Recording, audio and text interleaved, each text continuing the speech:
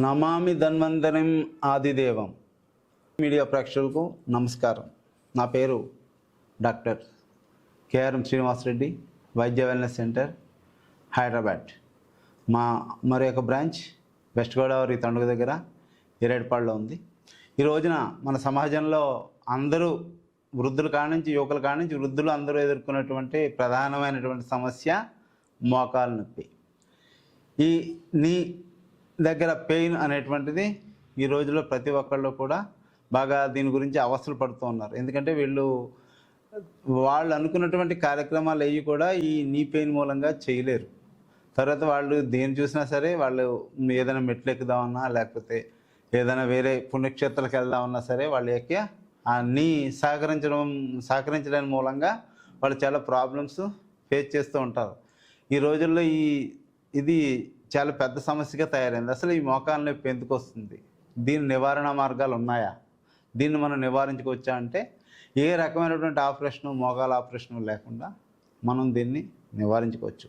ఎందుకంటే మానవ దేహంలో ఇంకొక మనల్ని దోమ కుట్టినప్పుడు మనం దాన్ని భరించలేం.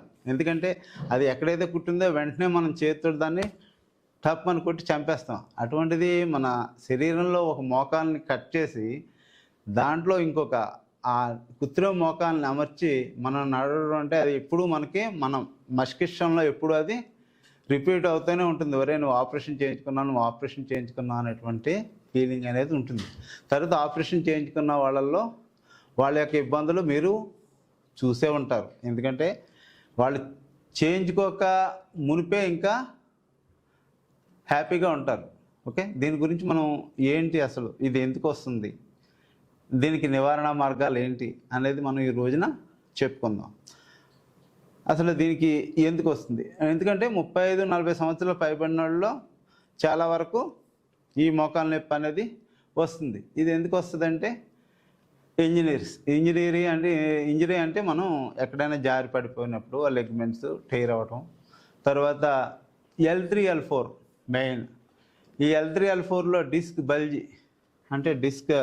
బల్జీ అయినప్పుడు ఇక్కడ మోకాళ్ళకు సంబంధించినటువంటి నరాలు ఇక్కడి నుంచి వస్తాయి కాబట్టి దీని మూలంగా కూడా మనకి మోకాలు నొప్పి అనేది వస్తుంది. తర్వాత మనకి ఆర్థరైటిస్లో ఆస్టియో ఆర్థరైటిస్ అవ్వచ్చు, గౌట్ ఆర్థరైటిస్ అవ్వచ్చు, లేకపోతే సోరియాటిక్ ఆర్థరైటిస్ అవ్వచ్చు.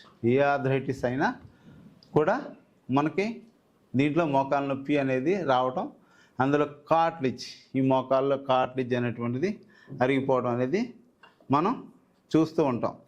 ఈ జాయింట్స్ ఏంటంటే మనకి ఎప్పుడు ఈ మోకాల దగ్గర ఎప్పుడు విపరీతమైనటువంటి పెయిన్ అనేది వస్తూ ఉంటుంది ఈ మోకాల దగ్గర. దీనికోసం ఏంటంటే ఈ లెగ్మెంట్ టేర్ అయ్యింది అనేది కూడా మనం చూస్తూ ఉంటాం. దీని మూలంగా మనకి ఏంటంటే మోకాలు నొప్పి వస్తుంది. దీనికి ఏంటంటే ఎక్కువ ప్రధాన కారణం ఏంటంటే వయస్సు. ఈ వయసు మూలంగా మనకి మోకాల్లో ఎక్కువ వయసు బాగా పైబడిన వాళ్ళు అంటే 40-50 దాటిన తర్వాత వస్తూ ఉంటుంది. ఎందుకు ముందర ఈ మోకాళ్ళ నొప్పులు లేవు, ప్రస్తుతం ఎందుకు వచ్చినాయంటే మనం తినేటువంటి ఆహారం, తర్వాత ఒబిసిటీ బాగా పెరిగిపోయింది. ఎందుకంటే ఈ రోజుల్లో చాలామంది ఒబిసిటీతో ఉంటున్నారు కాబట్టి దీని మూలంగా ఈ మోకాలు నొప్పి అనేది పెరిగింది. తర్వాత ఒకే చోట బాగా కూర్చుని లేవకుండా పనిచేయడం మూలంగా కూడా ఇది మనకి ఈ మోకాలు నొప్పి అనేటువంటి సమస్య ఎక్కువగా వస్తుంటుంది. తర్వాత ఇంకొక ప్రధానమైన కారణం ఏంటంటే యూరిక్ యాసిడ్ మన శరీరంలో బాగా పెరిగిపోయినప్పుడు ఈ కార్టిలేజ్ అనే దాన్ని అది తినేస్తూ ఉంటుంది. దాని మూలంగా కూడా మనకి ఈ మోకాలు నొప్పి అనేది వస్తూ ఉంటుంది. ఓకే, ఈ మోకాలు నొప్పిని మనం తగ్గించుకోవడానికి ప్రధాన నివారణోపాయాలు ఏంటంటే మనం వీలైనంత వరకు నడవటం, తర్వాత వ్యాయామం అనేది చాలా ముఖ్యం. తర్వాత మనం అలా తినేసేసి కూర్చుంటే కనుక ఈ మోకాలు నొప్పులు అనేటువంటివి మనకి ఇంకా పెరుగుతూ ఉంటాయి. తర్వాత యోగా చేయడం, తర్వాత మనకి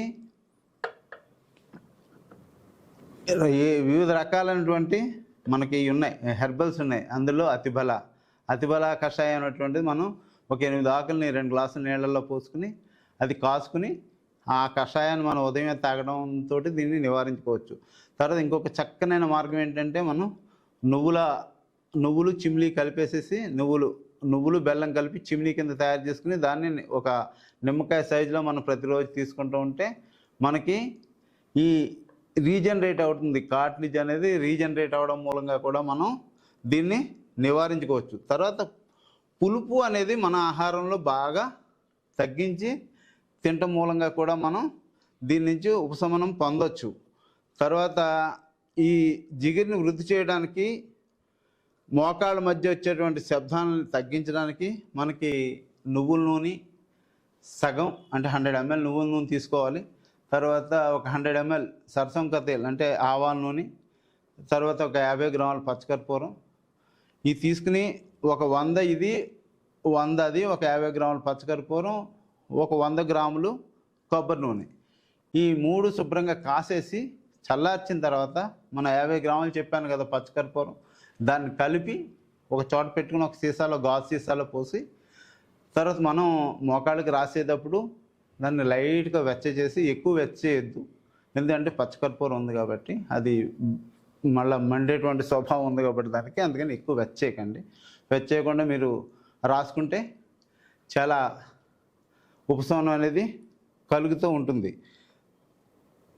తర్వాత ఇంకొక మెయిన్ మందు ఏంటంటే మనం అది కూడా హోమ్ రెమెడీ, మనం బూడిద గుమ్మడికాయ ఒక 4 ఇంచులు అంటే అరచేయంత ముక్క బూడిద గుమ్మడికాయ, తర్వాత ఒక 1/2 ఇంచ్ అల్లం జ్యూస్ చేసుకుని 150 ml జ్యూస్ చేసుకుని త్రాగడం మూలంగా కూడా మనకి యూరిక్ యాసిడ్ డిపాజిట్స్ని తగ్గించేటువంటి ప్రధాన లక్షణం ఈ బూడిద గుమ్మడికాయ అల్లం దగ్గర ఉంది. దాని ద్వారా కూడా మనం తగ్గించుకోవచ్చు. ఇంకొక హెర్బల్ రెమెడీ చెప్తాను. మీ అందరికీ తెలిసిందే పారిజాతం ఆకుల కషాయం. ఈ పారిజాతం ఆకుల కషాయం కూడా మీకు ఈ మోకాళ్ళ నొప్పిని తగ్గించడంలో బాగా ఉపయోగపడుతుంది. తర్వాత మనం మంచి అనుభవజ్ఞుడైనటువంటి కైరోప్రాక్టర్ దగ్గరికి వెళ్ళి మనం దీన్ని తగ్గించుకోవచ్చు. ఈ కైరోప్రాక్టర్ మూలంగా కూడా వాళ్ళు మంచి కైరోప్రాక్టర్ అయితే తన్ని సెట్ చేసి కూడా మన యొక్క మోకాళ్ళ నొప్పిని తగ్గించడంలో అది కూడా ఉపయోగపడుతుంది. తర్వాత మనం కొన్ని మర్మా పాయింట్స్, ఆక్యుప్రెషర్ పాయింట్స్ వీటిని ఉపయోగించడం ద్వారా కూడా మనం మోకాళ్ళ నొప్పిని తగ్గించవచ్చు. అదేంటో మనం ఇప్పుడు చూద్దాం. మొట్టమొదటిగా మనం మోకాళ్ళ నొప్పిని తగ్గించడంలో ఒక మర్మ పాయింట్, ఈ ఏరియాలో మనం ఒక 8 సార్లు ప్రెస్ చేయాలి. దీన్ని ప్రెస్ చేసేటప్పుడు ఏదైనా నూనె లాంటిది మీరు అప్లై చేసుకుంటే ఇంకా ఫ్రీగా ఉంటుంది. ఈ మధ్యలో తర్వాత ఇక్కడ నుంచి మీ యొక్క 4 వేళ్ళతోటి పైన ఇక్కడ ఈ మర్మాన్ని మనం ఒక 8 సార్లు clock wise, anti clock wise. తర్వాత ఈ మధ్యలో మీరు ఫస్ట్ ఏ పాయింట్ అయితే తీసుకున్నారో ఆ పాయింట్ నుంచి ఇంకొక 4 వేళ్ళు క్రింద ఇక్కడ కూడా చేయాలి. అలాగా ఈ 2 కాళ్ళకి అంటే ఈ కాళ్ళకి కూడా సేమ్ ఇట్లా 4 వేలు క్రింద, మళ్ళీ ఈ సెంటర్ పాయింట్ నుంచి 4 వేలు పైన. తర్వాత మనం ముందర పార్ట్ చూద్దాం. ఇప్పుడు వెనకాల పార్ట్ చూసాం, ఇప్పుడు ఫ్రంట్ పార్ట్ చూద్దాం.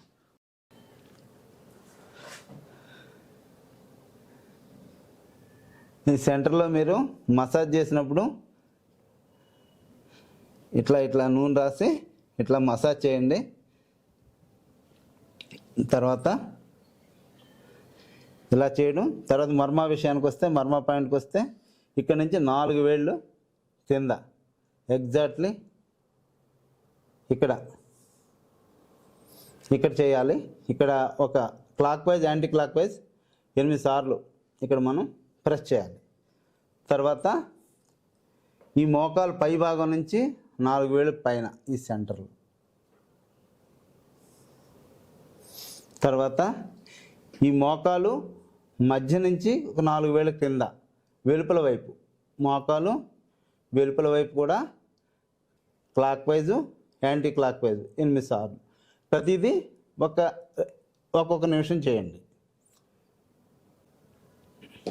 ఇట్లా ప్రొద్దున, మధ్యాహ్నం, సాయంకాలం ఎక్కువగా ఉంటాయి. కొంచెం తక్కువగా ఉంటే కనుక మనం 2 సార్లు చేస్తే సరిపోతుంది. దీని మూలంగా కూడా మనకి ఇందులో ఈ మోకాల్లో రక్త ప్రసరణ అనేటువంటిది జరిగి ఈ కార్టిలేజ్ అనేటువంటిది రీజనరేట్ అవ్వడానికి అవకాశం అనేది మనం కలుగజేసినట్లు అవుతుంది. Thank you.